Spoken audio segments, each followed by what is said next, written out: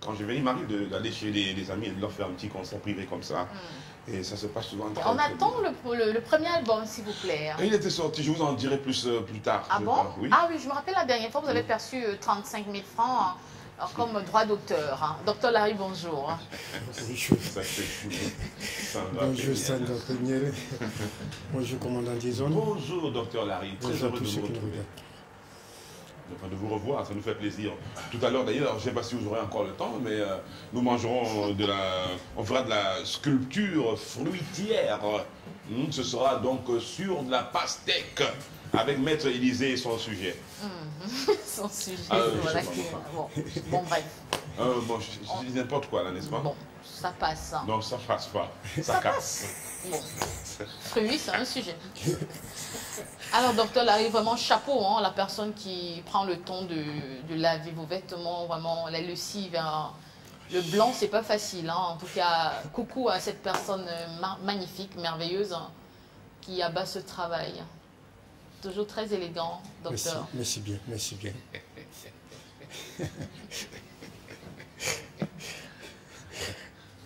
Sandra Peniel. Vous êtes embarrassé, docteur. Ce matin, vraiment.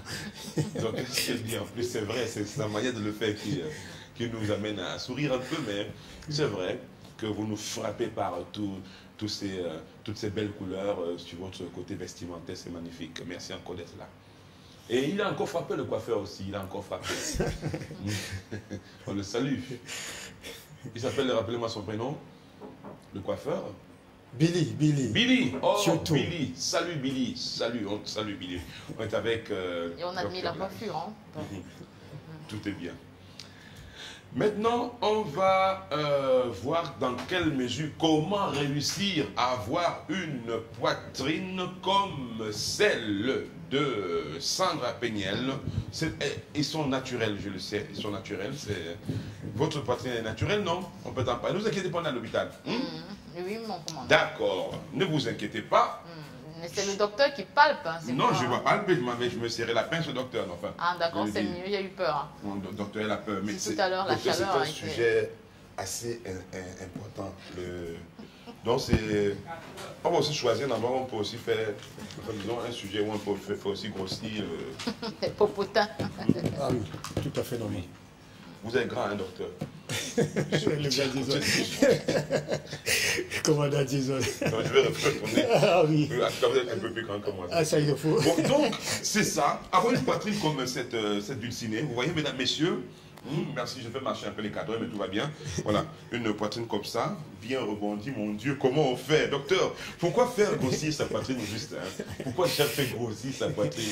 Et c'est des poitrines, dans mon petit parcours, j'ai quand même rencontré des filles qui n'avaient pas forcément de la poitrine, oui, mais qui étaient aussi féminines que les autres. Oui. Mais pourquoi grossir sa poitrine? Bah, c'est vrai qu'aujourd'hui,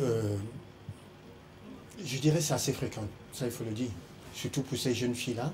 C'est vrai que au-delà de tout ça, il y a quelque chose qui se cache derrière, certainement des rêves, certainement parce que on a comme l'impression qu'aujourd'hui, des hommes sollicitent beaucoup plus quelque chose assez volumineux.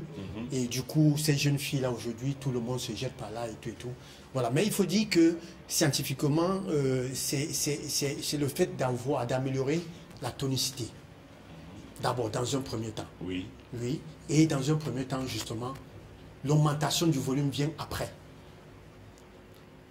Elle peut augmenter de volume sans toutefois être tonique. Ça ne sert à rien. Tonique, c'est-à-dire? Tonicifier. Tonifier, ça veut dire ferme. Ferme, Oui. voilà. C'est-à-dire un peu comme chez Sandra. Oh là là. Ferme. Alors, docteur, Vous avez un bel exemple aujourd'hui. quelle Hein? hormone fait grossir la poitrine? Alors, parlant des hormones, justement, il faudra qu'on fasse allusion, ça c'est important de le savoir. On parle d'oestrogène et progestérone. C'est-à-dire cette variation-là. Parce qu'il faut comprendre que cette hormone-là qui est produite par les ovaires, qui assure le fonctionnement des organes génitaux et des seins. Ça c'est très important de le savoir. D'où il y a des aliments riches en oestrogène avec cette hormone-là. D'où également, il faudra faire très attention si vous êtes sujet à une baisse d'oestrogène. Ça également, les seins peuvent s'affaisser. Ce que nous avons à l'écran là, ce sont des seins fermes, c'est ça? Voilà, tonique. s'il faut le dire. Ah, Voilà. ok. Des seins toniques, c'est ça. Qui vous font perdre la route. Non, pas perdre la route, forcément. Là même, la fille a pris son soutien-gorge ici. Et on voit bien que là, elle est en train de pas faire le sein droit. Bon, maintenant, on parle un petit peu de l'hormone. Quelle est l'hormone qui fait grossir la poitrine, docteur? Est-ce que c'est une histoire, je sais pas moi, est-ce qu'elle est héréditaire, cette histoire-là? Permettez de dire ça comme ça. Est-ce que, parce que maman avait une petite poitrine, ou alors une poitrine, oui, est-ce que la fille aussi va avoir une... Sinon, en gros, quelle hormone fait grossir la poitrine? Ça, je voulais rembrouiller déjà sur le fait, vous avez parlé de ce facteur génétique, ça c'est important parce qu'en ce qui concerne l'hormone, je l'ai dit, les oestrogènes, mais maintenant ce facteur génétique, lui, il y a justement dans certaines familles où tout le monde a une poitrine assez développée, ou encore dans certaines familles où ils ont des poitrines, pour ne pas dire même pas. Alors, du coup, la jeune fille également, il ne faudra pas qu'elle soit surprise ou encore qu'elle comprenne que c'est un problème familial. Ça, c'est important de le dire. D'où, pour toi ou encore pour celle-là qui veut développer sa poitrine, il faudra faire très attention parce que c'est là où il y a risque maintenant en ce moment-là. Voilà. D'accord. Mais Sandra, excusez-moi, est-ce que dans votre famille, tout le monde, toutes les filles sont... Votre soeur, par exemple, elle a une poitrine imposante? Oui, ma mère moyenne. Ah oui? Vous ressemblez à qui comme ça?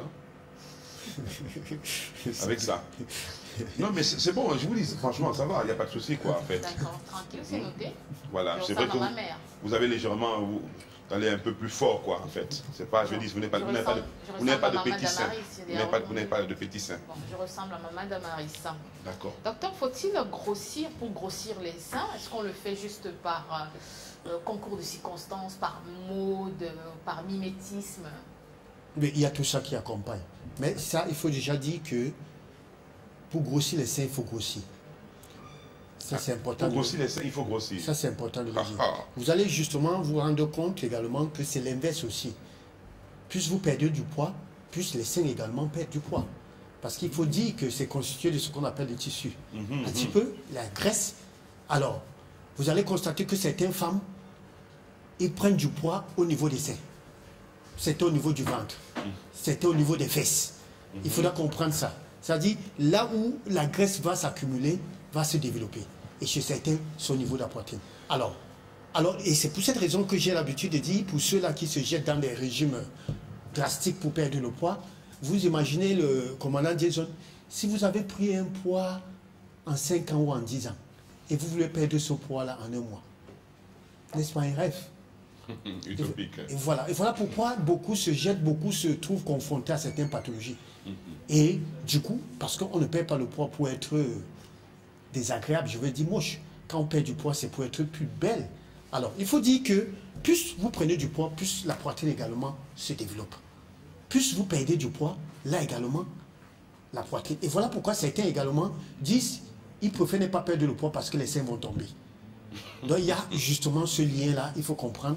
Pour vous qui êtes petit de corps et qui voulez augmenter la poitrine, dites-vous bien que vous allez aussi augmenter du poids. Et ces minces filles, ces filles fluettes, qui ont quand même une poitrine assez imposante. D'où la génétique. Nous avons parlé tout à l'heure. D'accord, docteur.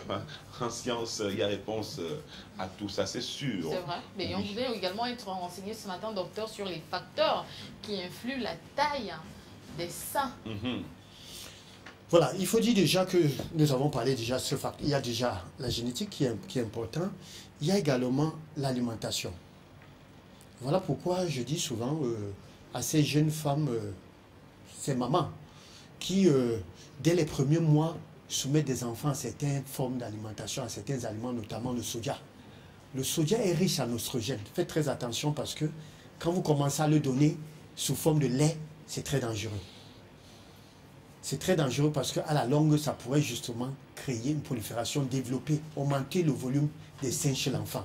L'enfant, à partir de 10 ans, se verrait avec une poitrine assez développée.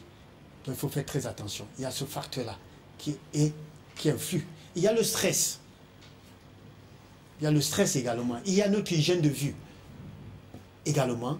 Il y a également, quand je parle de l'hygiène de vie, il y a également ce mode de vie, notamment... ça, il faut le dire. Et ça, je m'adresse bien évidemment à ces hommes qui ont tendance, je ne sais pourquoi, de traumatiser les seins des femmes. Ça, il faut le dire. Je ne sais pas si c'est quel type de massage qu'ils font pendant qu'ils font des rapports, mais je crois que c'est un organe, ça, il faut dire que c'est une partie qu'il faut prendre également soin. Aussi, vous pouvez serrer le poignet, ça fait mal. Aussi, vous pouvez serrer les seins, sachez que ça fait mal. Pendant que vous faites l'amour, donc faites très attention de le, je ne sais pas comment, traumatiser. Je préfère dire ainsi. Oui, docteur, c'est pareil aussi avec les filles, hein, par rapport au système aussi. Quand elles attrapent ça, on ne sait pas si elles écrasent ou si elles tirent ou si elles veulent arracher. Bon, revenons plutôt à la poitrine, hein, pour dire que lorsque les hommes, parce qu'ils nous écoutent en ce moment, quelle est la... Selon moi, parce que le garçon, il ne sait pas à quel degré il va arrêter d'appuyer ou de faire, je ne sais pas moi. Il ne faut pas appuyer très fort, c'est ça? Pourquoi appuyer?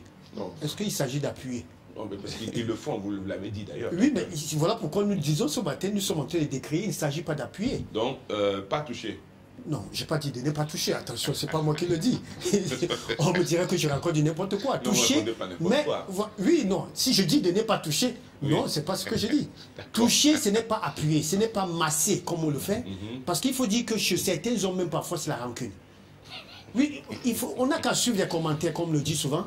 Il dit, celle-là, comme elle m'a fait dépenser, moi, je veux faire souffrir cette femme. Et du coup, pendant les ébats, je dis, je ne sais pas, c'est vraiment du traumatisme. C'est il tire, il en fait une fronde, je ne sais pas quoi et tout. Et ça, c'est dangereux. Donc, il s'agit de fleurer. C'est des caresses et des câlins qu'on fait sur des scènes de femmes. Mais souvent aussi, quand il voit bien la réaction de la fille, elle-même personnellement, quand elle se met à faire des petits massages durant l'acte, elle ne va pas de main morte. Hein. Aujourd'hui, nous les interpellons, qu'ils sachent que ce qui va s'en suivre, c'est justement ces seins qui vont tomber. Voilà pourquoi nous sommes là ce matin. D'accord, docteur. Est-ce que se faire gonfler les seins le temps de quelques jours, juste ça c'est possible, je pense, hein, oui. Le temps de quelques jours, est-ce qu'il y a des risques à cela? Bien évidemment. Et c'est ce qui se passe de nos jours. Et je ne voudrais pas continuer justement sur moi, mais il faut dire que dans notre pays ou dans nos villes, aujourd'hui on trouve des produits, des pommades. En moins de quelques jours, cela peut faire gonfler des seins. C'est vrai que nous avons également plusieurs méthodes, la chirurgie, l'implant mammaire et tout et tout. Certaines parlent du fenugrec. Oui, du fenugrec et tout et tout. Mais je vous dis, le fenugrec c'est encore naturel. Ça, oui, le fenugrec c'est naturel. Ça, je dis, c'est conseillé. Autrement, mais maintenant, il faudra trouver du bon fenugrec. Ce dont vous parlez. Mais ce que je parle, c'est je parle du chimique. Il y a des pommades, il y a des comprimés, des gélules aujourd'hui. Des pommades sur des seins qui sont totalement... Oui, qui fait gonfler. Oui, des seins qui sont aplatis complètement. Aplatis, je dis ça fait gonfler. Il y en a des produits, bien sûr. On passe même pas des injections aujourd'hui. Ah oui, mais je dis, faites très attention. Faites très attention. Ces gens-là nous suivent, ceux qui... Moi, je dirais qu'ils trompent ces enfants-là. Faites très attention parce que le risque, c'est le cancer. Ça, il faut le dire. Parce que ça va aller justement booster ces hormones dont j'ai dit tout à l'heure et ça va faire exploser. Et c'est fini, c'est une tumeur. Ça va à une question. Oui. Je vous laisse la poser, ne vous inquiétez pas. Est-ce que l'allaitement abîme la poitrine? Voilà, docteur, une bonne question. Est-ce que l'allaitement, mais j'allais dire simplement, excusez-moi, ça va payer. Non, pour renforcer un peu ce que disait le docteur. Il s'agit de la poitrine. Hein, vous êtes très inspiré. Vous allez être surprise de ce que j'ai envie de vous dire. Est-ce que l'allaitement abîme la poitrine? Ben voilà. D'accord. Non, d'accord, ça va. Je suis d'accord avec nous, allez-y. Alors, est-ce que Jason peut toucher une femme qui allait? C'est ça sa question. Je voulais répondre d'abord à la question de Sandra Peniel. Est-ce que l'allaitement abîme la poitrine? Je dirais non. Permettez-moi de le dire. C'est la manière plutôt de le faire, d'allaiter l'enfant qui puisse abîmer. Mais l'allaitement en elle-même, c'est même conseillé. Ça raffermit même d'ailleurs. Mais maintenant, la manière, s'il n'y a pas ce contact direct, si vous allez permettre également à l'enfant de tirer, pendant que vous donnez les seins, vous allaitez, vous êtes sur WhatsApp, ou encore vous êtes en train de travailler, parce qu'il y a des femmes qui en font. Elles sont couchées, en train de visionner l'enfant, alors l'enfant fait ce qu'il veut. Ça également, c'est la manière. Donc ça c'est important. Mais il faut dire que l'allaitement en elle-même n'abîme pas la poitrine. Et voilà pourquoi après l'accouchement, après avoir allaité bien évidemment, il faut raffermir. Et raffermir, ça passe justement par cette hygiène-là. C'est pas le sport, c'est pas l'alimentation, hein, c'est pas les douches, les bains froids. Donc il y a tellement de processus qui permettent de pouvoir remettre les choses en place. Voilà. Maintenant, est-ce que le commandant devrait c'est sa question à elle. Hein. allaiter? Je dis non. Pendant que vous allaitez l'enfant, votre époux ne devrait pas. Vous savez, nous sommes des Bantous d'ailleurs, c'est même interdit. Hein, en ce moment-là, dites-vous bien que le monsieur devra prendre congé. Voilà. L'enfant est venu au monde, ça appartient à l'enfant. Attendant que la maman puisse sévrer l'enfant, je crois que le papa pourra récupérer sa chose, siffle Même si ça prend 2 ans, il faut attendre. En général, c'est pour le petit. Ça va dépendre du couple. C'est pour le petit. Et il y a des papas qui discutent le sein avec le bébé, on ne comprend pas. Hein. On ne comprend pas. Bon, heureusement que Maître Élisée n'est pas comme ça, hein, vraiment. Ah, je ne sais pas, sa chérie va l'écouter. Moi, ce que je voulais dire depuis est que la fille à la poitrine, elle était en train. Moi, je dis simplement que sein tombé ou sein complètement aplati. Les filles, je pense que beaucoup n'ont pas compris que ce n'est pas tellement important pour les gars, en tout cas, pas pour moi. Hein. Vous pouvez avoir une poitrine qui est. L'amour est plus fort que tout ça, je pense. Non, mais mon commandant, de nos jours, les hommes aiment le popotin et la poitrine. Quand je mets un collant, je ne respire pas. Voilà. Quand je passe dans la rue, j'ai au moins 20 dragueurs. Mais quand je mets le cabas, ça veut dire que j'évite les problèmes. Vous ne me trouverez pas parmi ces dragueurs? Non, peut-être pas vous, vous êtes un cas isolé. Je ne suis pas un cas isolé. Les hommes aiment le derrière. Oui, bon, enfin, ça dépend. Il y a des derrière qui sont plats et qui sont pas mal. Toutes les femmes sont belles. Et quand le derrière arrondi, apparemment... Même sans arrondi, je vous le garantis, il ne faut pas dérouter les garçons. Chacun a son goût. Il y a des derrière qui n'ont rien à voir avec ce que vous dites là et qui font un effet bœuf. Vous vous posez la question par exemple à Roméo qui est en train de le confirmer. Qui fait un effet bœuf, ça peut être juste vos hanches, ça peut être ça. Bon, je vous dis simplement, faites la poitrine, c'est bon pour vous, mais sachez que ce n'est pas un critère tellement fondamental pour vous. Vous êtes vraiment fan de popoter docteur, arrondi, hein, vraiment. Docteur, là, donnez-nous les solutions. Il faut... Je ne sais pas comment vous dire, hein, docteur, vous êtes vraiment intéressant. Alors, quelles sont les solutions pour faire grossir les seins finalement, docteur? Voilà, il y a des solutions, ça il faut dire qu'il y a des solutions, mais beaucoup plus naturelles. Oui, et ça commence justement par le poids. Je dis, ça va ensemble, nous avons répondu à cette question-là, ça c'est important. Et il faut connaître d'abord son corps avant d'entamer ce processus de gonfler le sein ou je ne sais pas quoi augmenter. C'est important de connaître ses antécédents également, connaître son corps. Et de 3, autant pour moi, il y a l'alimentation. Ça c'est important. Et de 4, il faut masser. Je n'aime pas le mot masser parce que quand on dit masser, on confond tout. C'est ce que j'appelle rééducation. Rééducation, c'est-à-dire ça passe par des exercices, renforcement musculaire, pectoraux. La femme doit le faire. Il y a des exercices qu'il faut faire. Le massage maintenant, un massothérapeute peut vous aider à faire ça, prendre du bas vers le haut. Quand c'est la femme qui le fait, l'automassage, elle fait ça, elle monte vers le haut. Maintenant, le massothérapeute va faire ça. Voilà, c'est cet exercice qu'il faut faire. Et il y a beaucoup de produits, je dis naturels, les huiles qui permettent justement de pouvoir rééduquer, je préfère le dire ainsi, parce que quand on dit masser, les gens vont vouloir faire ça et tout ça. Non, ce n'est pas ce qui est conseillé.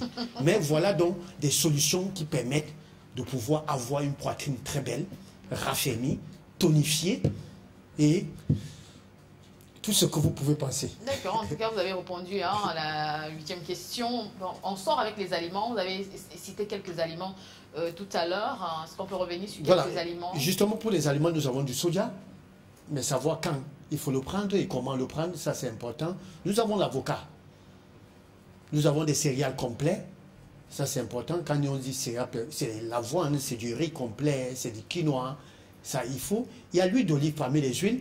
Nous avons l'huile d'olive, nous avons l'huile de tournesol, qui est très bien. Nous avons l'huile de vinaigrette également, ou encore le vinaigrette, ou encore des fenouils, qui permettent justement de pouvoir raffermir, d'avoir une poitrine tonifiée. Mais maintenant, il faut dire qu'au-delà de ça, pour vous qui avez des belles poitrines, il faut savoir prendre soin. Et prendre soin, c'est d'éviter de se laver avec de l'eau chaude. Parce qu'il y a beaucoup de femmes qui le font, et elles se plaignent pas après, elles sont surprises de voir les seins tomber. L'eau chaude ne fait pas bon ménage avec la poitrine. C'est l'eau froide que vous devez verser à chaque fois sur la poitrine. Un bain froid, ça c'est conseillé. Et le soutien-gorge. Ce n'est pas l'effet d'acheter un soutien-gorge qui vous serre, qui va permettre que cette poitrine reste debout. Une fois que vous allez l'enlever, vous allez justement traumatiser également.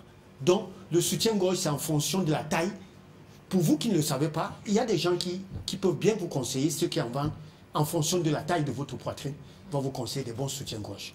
Ça, c'est important de le dire. Et le sport. Le sport, c'est important, l'exercice, c'est important. et le sommeil également. Évitez également de dormir sur la poitrine. Vous voyez, aujourd'hui, on a les kangourous qui permettent de bien porter parce que les femmes qui attachaient les bébés au dos, ils serraient la poitrine et tout, avec le pagne et tout, ça également, ça traumatise la poitrine. Voilà. Docteur, merci beaucoup, docteur, malheureusement. J'aimerais revenir sur une question. Mais ça peut aider. Ma grand-mère m'a souvent dit qu'il faut faire attention avec qui touche nos seins. Est-ce que ça peut avoir un impact? Le type d'homme qu'on a en face, est-ce que ça peut arriver qu'en touchant, qu'un homme touche nos seins, que ces seins subissent une métamorphose? Justement, surtout quand la femme allait.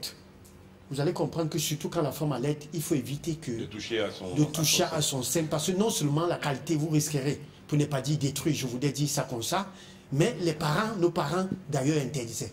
Vous devez comprendre ça. Et ça aussi, ou donner les seins au papa pendant que l'enfant allait.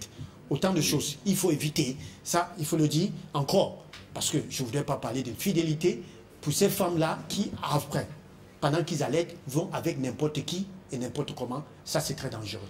Docteur, je pense que ce sujet est intéressant. On est loin de l'avoir complètement survolé. On espère en parler encore demain. Parce qu'on a même des réactions par SMS de personnes qui aimeraient en savoir plus. Je propose que demain, on revienne un petit peu sur le grossissement de la poitrine. Et la santé de la poitrine, comment entretenir son sein, etc., etc. Les huiles essentielles qu'il faut. Peut-être on va rentrer à fond là-dedans. Si ça ne vous dérange pas beaucoup. Non, pourquoi pas. Merci encore. Donc, nous gardons les fiches du grossissement de la poitrine pour demain. Ok. Merci beaucoup, docteur. Très bonne journée à vous. Merci. Voilà les contacts, Sandra, vous les redonner. Oui, il répond à 2 numéros de téléphone. On a ses contacts juste au bas de l'écran. 699 64 57 59 675 92 47 91 pour joindre le docteur Larry pour tous vos problèmes de santé.